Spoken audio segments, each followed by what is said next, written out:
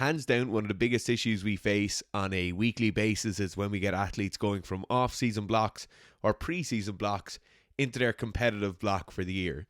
So they'll end up losing things like muscle mass, body weight, and they can be at higher risk of injury due to this. Now, there are some supplements that claim to help with this, and we've heard some pretty outrageous claims about things like HMB. And this study today is going to look at HMB supplementation and its effect on body composition, sports performance, and risk of injury over the course of a season.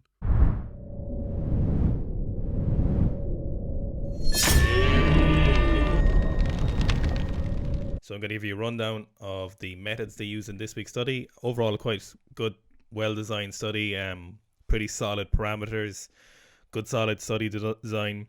Very importantly, they had very, very solid, participants. So elite level rugby players, people who are well trained, used to their kind of, seasonal phasic structure of training. So they're used to this period of training they're in. They're used to the exercises. They're resistance trained for several years. They're in a controlled environment. They're diligent with their diary and their supplement taking. So when you get to see a little bit about the study, you'll kind of appreciate, the quality of players we have here and our participants. So the results are a little bit more meaningful when we get people like this in a good study. So this week's study is coming from New Zealand. It is from the University of Otago. I know I'm saying that wrong. So if anyone from New Zealand, and I know there's a lot of New Zealand watchers, if I've said that wrong, I'm very sorry, and feel free to correct us, because Fitz would probably have said it wrong as well. So this week's study is titled Beta-hydroxy Beta Metal Butyrate. So supplement effects on body mass and performance in elite male rugby union players. So what we had was a 2-arm, double-blind, placebo-controlled parallel group study designed. So Joe Rogan would be absolutely rock hard talking about this. He loves these randomized controlled studies. So it's a good study design. It's basically the gold standard for something like an interventional supplement design like this for looking for outcomes. So we had the two groups split into a placebo or HMB group. So the HMB group was getting 3 grams of HMB from a New Zealand supplement company, split into 1.5 grams per day in the 11-week pre-season training. So that was essentially that was the length of the study. So what we had was eventually boiled down to 27 players who took part in the study. So there was no significant difference between the groups in terms of starting body mass, body fat, or height. So they were basically, fairly homogeneous at the start of the study, which is very, very useful for something like this when we're looking for performance and body metrics outcomes. We want very similar groups if at all possible. So all players undertook resistance training in Dundine National Training Centre, New Zealand. I'm sure I said that wrong as well. I'm very, very sorry. So there was 4 sessions per week in the 11-week pre-season training. So they had 1 upper body session, 1 lower body session, and 2 full body sessions. So every single session started with an Olympic lift. So it was either hang snatch, hang clean, some kind of hang pull. So any kind of Olympic lift. So every single session, 4 times a week, started fresh with an Olympic lift, which is, in fairness, in their defense, that's a very good study design, to the fact that they understood that a high skill movement comes first. So the likelihood is these were very high level S&C coaches. So then after that, we moved on to one of 3 main lifts. So this was a number of very, very solid resistance training movements. So like with stiff-legged deadlifts, normal deadlifts, front squats, just real solid, traditional, and very effective S&C movements, especially for rugby players. So there was at least 20 to choose from these, and these were kind of designed for them. So these were done usually cluster sets, which is interesting enough that we would have seen, people actually implementing cluster sets in elite players, and we've done a few studies where cluster sets have been implemented. So if you want to go back and look at the YouTube of those. So after the Olympic lift, there was one of these lifts was done, and they were done for approximately 4 sets to 3 to 6 reps of cluster sets. After that, then there was approximately 3 more kind of assistance exercises. So this is following a fairly standard routine, and most good S&C programs will look like this. So we have our big main lift, our high skill, which needs fresh and low fatigue. Then we'll move on to maybe a normal resistance exercise, a kind of a bigger overall body movement but slower velocity. And then they moved on to 3 push-pull, kind of superset smaller exercise. So they would have something like dumbbell rows plus dumbbell bench, or pull-ups plus push-ups. So smaller isolation, kind of hypertrophy exercises. And these were done approximately 3 to 4 sets to 8 to 12 reps. So well-designed S&C strength and conditioning resistance program. So pre and post supplement administration, there was a pre-performance testing and post-performance testing. What was measured in the performance in terms of the strength training or resistance training performance was squats, cleans, bench, and weighted pull-ups. Then they went for a 1 to 5 rep max, so whatever they got. This then was used to calculate a 1RM, and this was based in, to look for any differences in their 1RM from start to finish. So if they got, for example, a 3RM instead of they went for a 5RM or whatever weight, they would have calculated what their 1RM would theoretically be. And usually these are fairly accurate under lower reps like this. So I think it's a reasonable administration tool to use. Finally, the aerobic fitness was measured by a yo-yo intermittent recovery test. So basically it sounds similar to a bleep test, but maybe a little bit more refined. So they had aerobic testing, then obviously their resistance training testing, their strength training, and then they had body fat measurements taken for mass, for body fat levels, mass gain, circumference of muscle size, caliper tests, stuff like that. On to the results section. So next, the results section here is quite interesting. It's pretty much what we'd expect, that we don't have any drastic results. One of the areas where we do have significant changes between the placebo group and HMB group is in terms of body composition. In that section itself, it's actually body weight is the thing where we see significant difference. And what we see is the HMB group maintains more body weight through the preseason block, so through the intervention period, than the placebo group. What you're looking at in a preseason block like this is high volume training, usually a fair amount of resistance training combined with high aerobic capacity training. This is when you'd expect players to be losing weight. So usually they come in very, very strong into that block. They will do a large amount of kind of pitch training, a lot of running, a lot of work in the gym, and get their aerobic capacity very, very high. What we see in the placebo group is they're losing like 1.4 kilos plus or minus 2.5 kilos on average over the course of the placebo group. The HMB group managed to hold on and actually gain slightly over a kilo, slightly less than a kilo. If HMB was very effective in us blocking the breakdown of musculature during these preseason blocks, it would be a very, very valuable supplement for a team like this. So if we were able to take players, pack on a certain amount of muscle mass during their off-season, then bring them into preseason, hit them with a load of aerobic work, and they could still maintain that muscle mass, would be very valuable. In this case, that it appears that has happened, so they have actually gained a small bit of weight during this period of high training. The placebo group have lost weight, as you'd expect. This is kind of normal course, run of the mill. So it appears as though there are some positives happening here. This is obviously due to body weight, and we're not looking at body composition, but when we do go and look at body composition, there's no major differences between the groups. So statistically, non-significant differences between the groups. So it's not like the HMB group are packing on loads more muscle or getting a lot leaner, or they're not getting a lot leaner.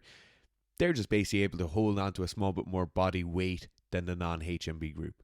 Exercise performance is the next piece we look at then. So we've obviously looked at body weight and body composition. For exercise performance, there was a number of metrics, as Owen mentioned earlier. They looked at weight room metrics. They also looked at the yo-yo test.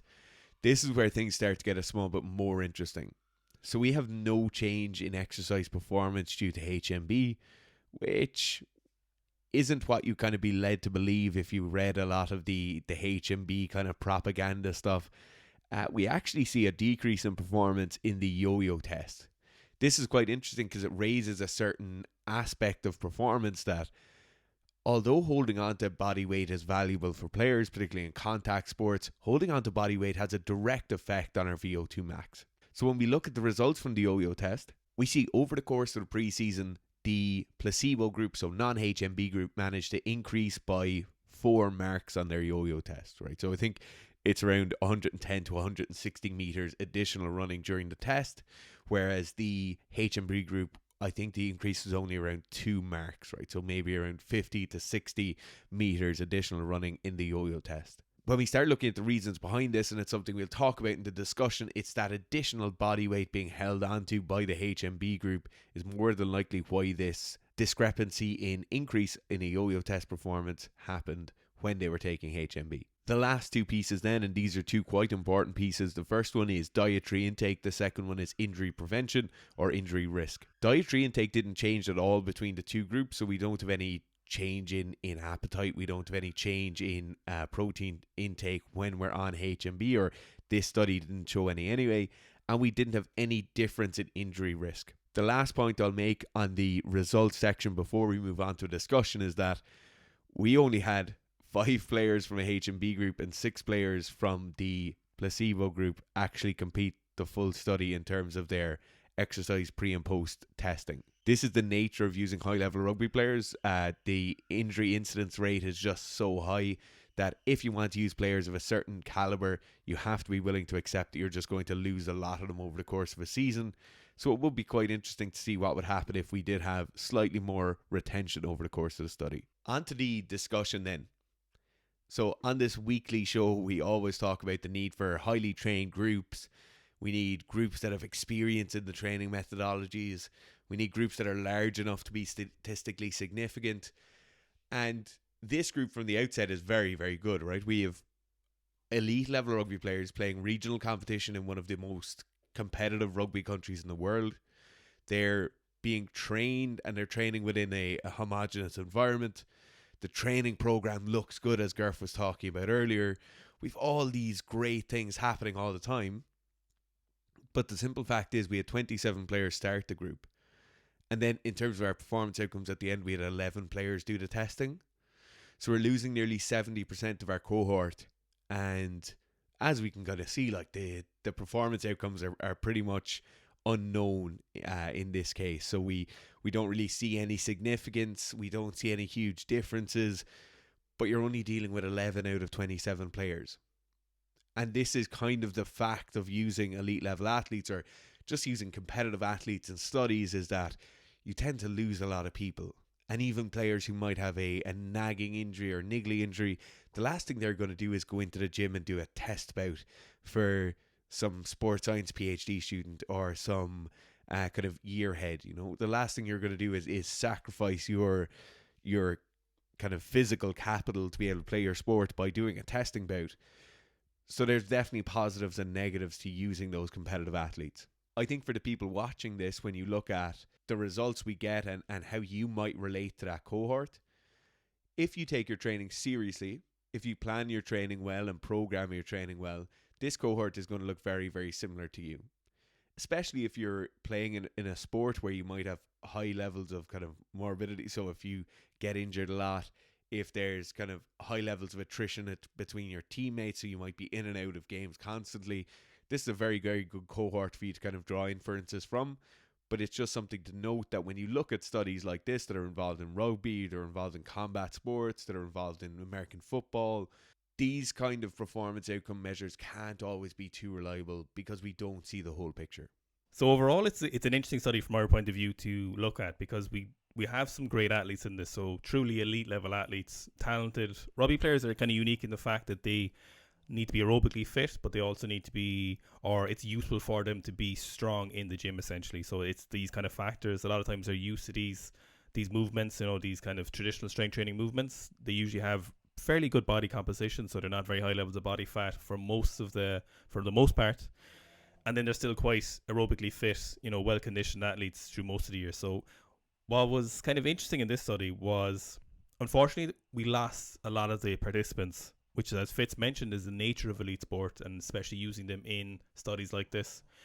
So one of the more interesting things was in this study was that the group that took HMB, while their body mass went up, their body composition didn't change, you know, significantly enough to say that they gained a lot of hypertrophy, which is interesting. So approximately the weight gain was between 3.3 and plus 2.6. They gained body weight, but not necessarily lean body mass.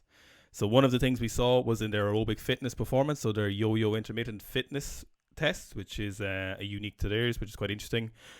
They got worse, and it was fairly unilateral across the HMB group. So the HMB group gained body mass, so they gained body weight essentially, and then they got worse at their aerobic fitness. So this would kind of make sense essentially that, you know, you gain body weight, so you've more body weight to carry. So doing an aerobic fitness test like this would, in theory, make you slightly worse, and this is what happened to them. One of the issues with this, though, is in other studies, they've shown that HMB induces mitochondrial biogenesis, so the number of, you know, mitochondria in their cells, which should, in theory, help with something like a fitness test like this. Very, very interestingly as well is that they didn't statistically get better at their strength training movements across all of the 4 strength training movements that were tested. So they had pull-ups, cleans, um, weighted pull-ups, and bench.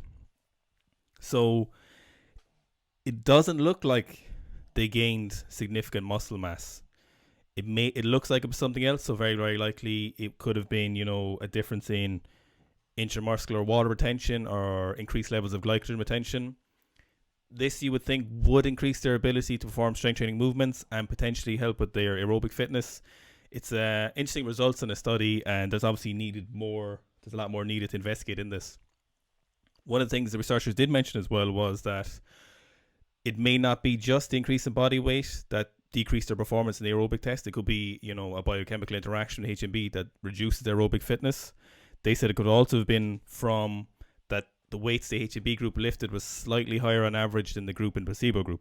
One notable event, I think, which could support maybe that if there was, a better retention of glycogen, this is us just totally speculating. So on the clean, there was 2 athletes of the very few that made it through to the final testing that increased their clean notably. So I won't say significant, because significant would be, a statistical word here, which is they're saying didn't happen, but there was a notable increase in, for example, one of the athletes made quite a large jump from 120 to 130 kilos in his clean. Now, this is purely speculation on our end, so it's not an inference from the statistical data, but just looking at it on a piece of paper, if you're looking at an athlete who gained 10 kilos, who was obviously fairly proficient at his clean, so 120 clean already as an elite athlete, so a rugby player going from 120 to 130 in a preseason is quite significant if you compare it to the placebo group, which didn't see increases in their weights, that larger jump. Another athlete went from 80 kilos to 100 kilos in his clean.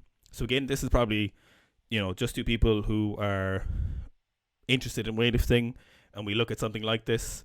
So it could be that there may be some useful in terms of, power production. I think overall, though, if we look at the study, there wasn't any powerful differences from HMB, so we didn't see any crazy increases in muscle mass. The decrease in aerobic fitness was noticeable. I think overall, though, you can't really take a lot from these results. So these, we lost a lot of players. They at the last week of testing, unfortunately, they played 4 80-minute games, which is obviously hugely decreasing in performance, which may explain the no significant difference in terms of their strength training group, and could very well be the defining factor on their yo-yo test, which I'm assuming is very, very intense. So it's likely that those 4 games are almost certainly very fatiguing, and it definitely had an impact on the testing at the end as well. But definitely something is happening with HMB, but I would say as of yet I wouldn't jump ship and go buy HMB. Typically it's quite expensive. If you're looking to gain more muscle mass and you have a disposable income, it might be worth going by HMB if you can financially afford it, but no issue. But if not, if you're on the fence, I would probably just go buy a couple more steaks. You'd be as well off right now until more significant studies come out and show us a little bit more what HMB might actually be doing. Yeah, so as Gerf said, there appears to be something going on with HMB. Is it what we're looking for? Like, firstly, I suppose we need to decide what we're looking for when we look for a supplement like this. Why is it so important that people hold on to muscle mass when they're going through different phases of training? So in terms of field athletes, in terms of individual sport athletes, in terms of track and field, weightlifting, whatever sport it is you do, it's vitally important that you can transfer from period to period. So unless you're doing concurrent periodization, but for most of us in any way competitive sport, you're doing some form of block periodization where you do a block where you focus on something specifically, then you alter over, you might focus on that slightly less, but you're still doing it. So like, take a powerlifter, for example, you might do a hypertrophy phase, then a strength phase, then a power phase, and then a peak. Or for weightlifters, you might do something similar. Weightlifting tends to be a bit more concurrent than that, but you'll still have off seasons and on seasons. It's vitally important that when we build muscle in an off season block, we can maintain those muscle mass gains in a in-season block or a competitive block or an aerobic capacity block. If we had something like HMB there, where it was simply I just took it as a supplement every day, it allowed me to maintain that muscle that I've built, it'll be hugely beneficial, because I then wouldn't have to put quite so much of my capital into going to the gym and maintaining all that muscle I've built, but I could instead put that into aerobic training or power training or speed training, or just from recovering from getting hit by other players. So thanks very much for watching another paper review. If you're interested in this, so if this is something you want to delve more into, just go to our YouTube channel. We've loads of paper reviews. They come out every Monday. We have probably 5 or 6 videos come out every week. If you want to listen to more of this stuff and more in depth, the podcast is the place to go. So the Secret Strand podcast, it's available on Apple, so like iTunes. It's available on Spotify and all your usual places you get your podcasts. They get really in-depth dives into more of the kind of murky areas of sports science. We also have some great guests on there. If you want some coaching, if you want some consultancy, or if you just want to see some of our programs, we sell programs for off-season athletes. We sell programs for weightlifters, powerlifters, crossfitters. Go look at our website. It's in the link in the description and give it a click. Thanks, guys.